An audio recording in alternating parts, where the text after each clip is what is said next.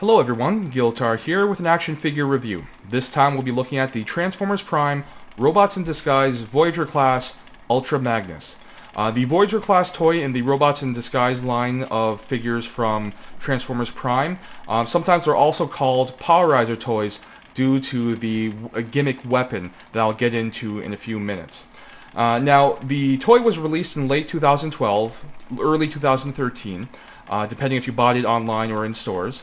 The manufacturer suggested retail pricing does vary depending on your location in the world, but here in North America where I live, specifically Canada, the price can range from $20 to $30. Here in Canada, the normal price is about $29.99 or essentially $30. Now here in robot mode, we do see a non-show accurate depiction of the Ultra Magnus character design.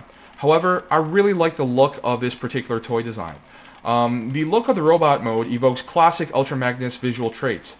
So in terms of colors, we're looking at red, blue, and gray, which normally represents white in other Ultra Magnus character designs.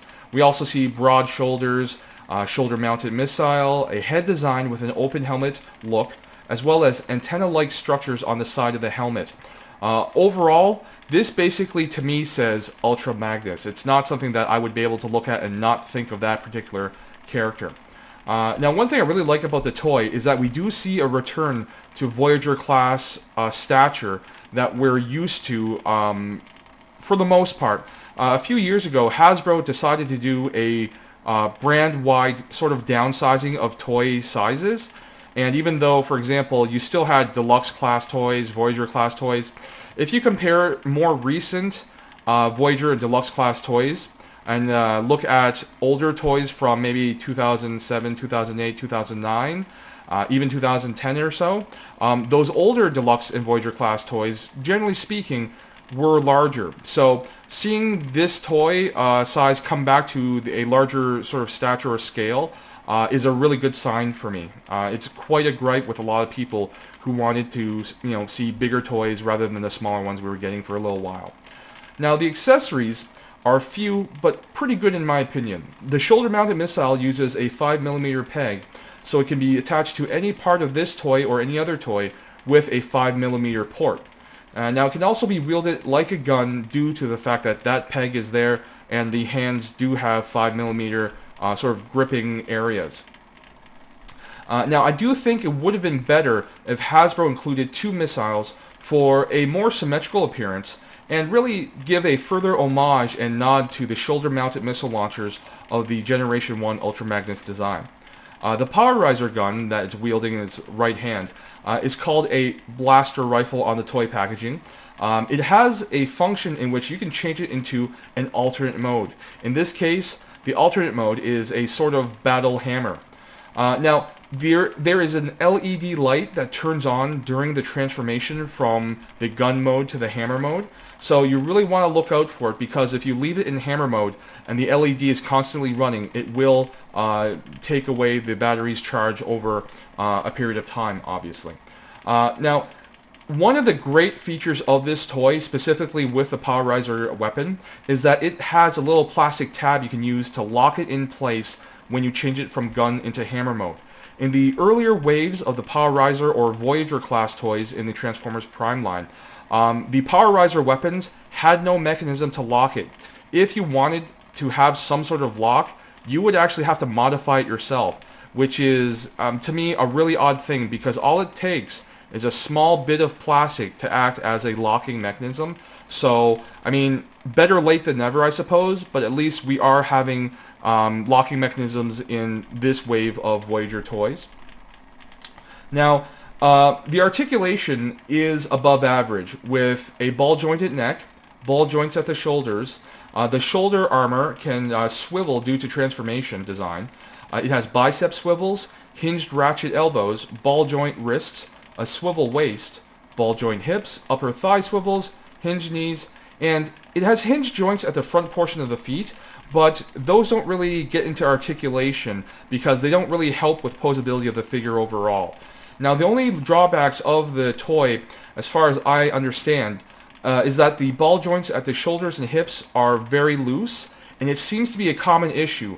Many other people who have bought this toy and who have spoken about it either through reviews or through Transformers forum postings have pretty much unanimously said they've had varying degrees of looseness at the ball joints at the shoulders and hips.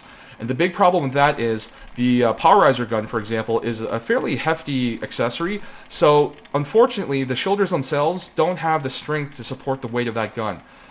Fortunately, there are some simple solutions for tightening up those joints, such as applying a thin coating of nail polish, letting that cure and dry, and basically it bulks up the surface area to add more friction. A lot of people have been using Future Floor Polish wax material also, which is an acrylic-based floor wax, and that's very durable as well. Now moving on, we're going to look at the vehicle mode next. So I'm just going to transition into that and be right back. Okay, and we're back with the alt mode, the vehicle mode, and this time we have Ultra Magnus in his truck form. Now, I really like the look of the alternate mode simply because it's visually distinct from Optimus Prime's design in the show. Now, this is a toy that seems to be something that was developed and finalized before the animation studio for the Transformers Prime series finalized their design for the Ultra Magnus character. So what we end up with in Season 3 when Ultra Magnus appears, his alternate mode actually resembles Optimus Prime's alternate mode in Seasons 1 and 2. I'm actually glad that this toy made it out before Season 3 simply because I like the fact that this version of Ultra Magnus, at least in this toy, is visually distinct from Optimus Prime. Another thing I like about it is just simply the fact that it looks like a visual nod or homage to an earlier version of Ultra Magnus in a previous cartoon called Robots in Disguise. The Ultra Magnus character there had a very similar flat-nosed truck design. In Japan it was called Car Robots and the character was called God Magnus. Now the color applications in vehicle mode are really sparse, just like in robot mode. So all we see is a bit of red on the sides and red on the top of the truck. Two white Autobot symbols on either side. A bit of silver metallic gray on the sides of the truck and the front bumper. And that's basically it. And in robot mode, it was very similar with a bit of red on the chest, a small white Autobot symbol, silver application to the lower shins and the face, and I believe that was it. Oh, actually silver on the shoulders as well because the front bumpers become the shoulder armor. So as you can see, it is a fairly overwhelmingly actually blue toy. And that can be a put off for some people simply for the fact that it is a little boring visually, and there's a lot of really great sculpted detail that is simply not taken advantage of because of the lack of paint application. Now, there are quite a few 5mm ports on the vehicle mode. You have 2 on either side of the truck, and then 1 on the top for a grand total of 5 5mm pegs. On the back of the truck, there are 2 interesting port-like structures. They actually facilitate the pegging in of the Powerizer weapon. I think it's actually a very interesting design. I think it's neat. The only problem with that design is the fact that it's so specialized it will only work with this accessory. If you try to use other accessories with 5mm pegs, they will not fit properly into those 2 port-like structures. So overall, I'm going to give my final thoughts on this toy. For the pros of the toy, the good points, first of all, it's a solid, hefty toy. It's back to the larger Voyager sizes that a lot of collectors and fans would prefer. And the transformation design from one mode to the other is uncomplicated, it's intuitive, and it's just a fun process. The accessories, while few, they do work well for me.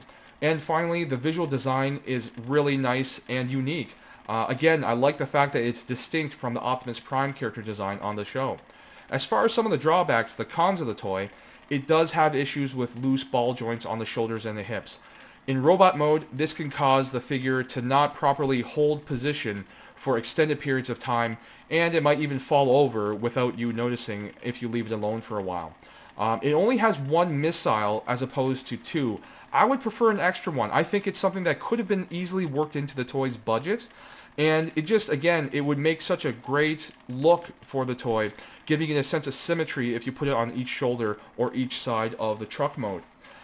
The sparse paint applications is another issue, both in vehicle and robot mode. Again, it makes for an extremely blue-colored toy. And finally, for people who are very, very nitpicky about show accuracy in toys, this will disappoint you. This is an Ultra Magnus design that does not show up in the show. So if you are very, very specific about how your toys look, because of a factor like that, this probably isn't the toy for you. However, overall, I do think it's a really, really good toy. Slightly held back by some minor issues, but they're all, I think, fairly simple to address, and you can either live with them or you can do a little bit to fix them up. So overall, I definitely recommend this toy to anybody who's a fan of Ultra Magnus and anybody who wants to just have a fun Transformers toy on their display shelf. So those are my thoughts. I hope you guys enjoyed this review. As usual, thank you very much for watching. Have yourselves a great day, and see you at the next video.